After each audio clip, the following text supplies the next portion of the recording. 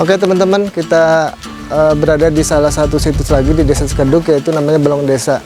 Mas, boleh ceritakan seperti apa sih sejarah atau cerita tentang Balong Desa ini?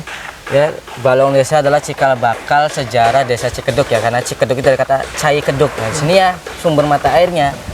Jadi pada waktu itu, pada masa itu, historis mengatakan saat Arya Kemuni membuka padukuhan di daerah sini ya, belum nama Cikedug, masih padukuhan kosong ini, membuat padukuhan, namanya suatu padukuhan itu perlu adanya mata air.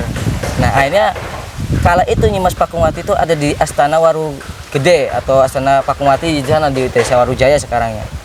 Dia mengundang Ibu Ratu Pakuwati untuk sahabat desa lah, untuk yang namanya seorang ibu anak ya, ingin disamperin oleh ibunya. Nah, disamperin, datang, dan pertemuan beliau itu tadi di Pesanggrahan Pakuwati, di tempat saya tadi. Dia meminta izin, "Ibu, aku ingin membuat petukuhan tapi belum ada sumber mata air." "Tenang nak, nanti ibu akan menunjukkan tempat untuk mencari airnya di mana." Nah, singkat cerita beliau menunjuk daerah sini. "Nak, tolong keduklah tanah ini." Nah, karena orang Arya Kemuni ini adalah orang Kuningan dan mungkin prajuritnya juga masih orang-orang Sunda kan, akhirnya pas insiden atau peristiwa pencangkulan tanah itu Cikedug itu tadi air itu keluar dari kedukan tanah tadi. Dengan serontak masyarakat mengatakan, "Oh, Cikedug, mana Cikedug." Nah, ini kecil lah Cikedug, sini lah Desa Cikedug sebetulnya. Jadi sini salah satu sumber mata airnya. Nah, ini memang sejak dulu ya ada ya? Sejak dulu sudah ada, tapi seiring zaman airnya nyusut. Oh, nyusut? Nyusut, dulunya nggak segini banyak, sampai Agung ke sini. Oh, air itu sampai luber sampai ke balong sebelah. Dan dulu warnanya biru dulu. Karena mungkin ya faktor zaman juga dan kurangnya pohon yang jadi tebang semua, dan adanya rumah-rumah di sebelah selatan. Ini kan sebenarnya daerah resapan harusnya. Jadi ya secara ilmiahnya juga daerah resapan airnya berkurang. Akhirnya debit airnya juga berkurang. Seperti itu sih. Dulu mah lagi saya masih kecil, airnya biru dan penuh sampai ke sini. Sampai atas ya? Ke atas. Ke atas. Tuh, itu kan kelihatan bekasnya. Nyusut banget jadinya. Nah, ini dalam ya? Ada 2 meteran. 2 meteran. Di tengah 2 meter. Nah, sumber mata airnya di mana sebenarnya? Di pojok sana. Yang pohon itu? Pohon sukun, di bawah pohon sukun. Yang sumberan gedenya sebelah sana, tapi yang di tengahnya juga ada. Oh, ada? Ketuk, banyituk. Jadi dia keluar dulu ada. Tapi banyaknya di sana, yang paling agungnya sana sumberannya, pojok. Pojokan ya? Kalau bicara balong ini Mas, itu ada cerita-cerita nggak sih? Atau misalnya air ini biasanya dipakai untuk apa gitu? Ya, kalau kebanyakannya sih orang-orang kayak untuk hajatan ya.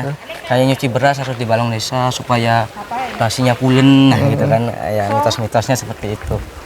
Ada juga yang untuk membersihkan diri, mandi gitu. Mandi untuk spiritualnya juga di sini. Ada banyak sih yang intinya untuk metode pembersihan badan.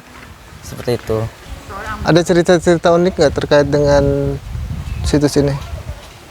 Ya, dahulu mah mitosnya itu ada buncul ya, itu hewan mitologi lah ibaratnya. Ada bunculnya. Buncul itu apa ya?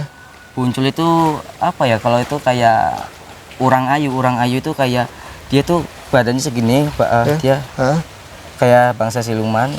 Badannya itu kayak ikan. Rambutnya panjang, wajahnya wanita. Nah, dia sukanya ngisap darah. Itu dulu. Tapi nggak tahu sekarang tidak ada mitos-mitos itu lagi. Mungkin katanya sih udah dapat terus dibuang gitu. Saat lagi airnya dibedah ya, maksudnya lagi dikuras itu dapat si buncul itu terus dibuang. Berarti itu zaman dulu memang seperti itu ya? Ya, mitosnya kalau itu ada, dan mitosnya itu kalau wayah duhur kan biasa anak kecil pada mandi nih. Kalau duhur mentas naik ke atas gitu ya. Nanti ada buncul ya. Mungkin pesan moralnya wayahnya duhur udah pulang dulu gitu maksudnya sih itu. Dari istilahnya dikatain ada buncul gitu. Lagi saya kecil mas seperti itu. Untuk hal sekarang sudah berkurang ya mungkin ya, seiring zaman juga, dan faktor lingkungannya juga sudah berubah kan. Debit air jelas sekali jauh ya, kurang jauh sekali. Menyusutnya itu batasnya jelas sekali itu. Dan dulu tuh biru Tapi ini juga aslinya bening, cuma karena lumut ya, jadi warnanya hijau. Karena darah resapannya kurang, keluarannya juga kurang, jadi dia ngendap. Nah itu sering ini juga dikuras? Iya, sering. Ada acara ritual khusus nggak?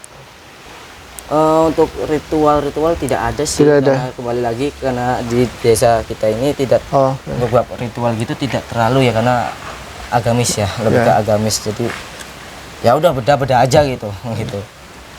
Ya sebenarnya kalau kayak tempat-tempat kayak gitu tuh ada tradisi kayak bedah air atau kayak kawin cai gitu kan. Betul. Itu ada, cuman ya mungkin karena di desa kita ini banyaknya pendatang ya. Pendatang bukan asli orang sininya, jadi ya begitu. Ya, ini ya. Lumutnya kan jelas tuh ada batasannya. Itu tembusan ke yang tadi bukan? Bukan sih. Tapi mungkin ya, tapi info mitos yang orang mengatakan ini tuh airnya tembus dari Telaga Remis yang di Kuningan. Telaga Remis? Iya. Air ini tembus dari Telaga Remis ya, wallahu alam ya. Mungkin karena posisi Telaga Remis di sebelah selatan dan airnya biru, dan di sini dulunya biru sama kayak di Telaga Remis, air bening. Dasar pun sampai kelihatan. Cuman sekarang kan udah tertutup lumut. Iya. Karena proses pengairannya kurang higienis ya, jadi sirkulasi airnya kurang bagus, jadi ya airnya mengendap dan ya jadi lumut gini, hijau gitu. Kisaran tahun 2000-an lah, orang dari tangga desa pada mandi di sini. Cuman masa-masa itu telah surut karena kembali dengan debit airnya juga surut kan ya. Oke, berarti ini sebenarnya salah satu bukti ya adanya Nyimas Pakungwati ya. Ya. Untuk membangun desa ini ya. Ya, desa Cikedug ini. Cikedug ini. Tokoh utama itu Nyimas Pakungwati dan Arya Kemuning gitu di sini tokoh utamanya. Yang membabat desa, yang membangun desa Cikedug ini.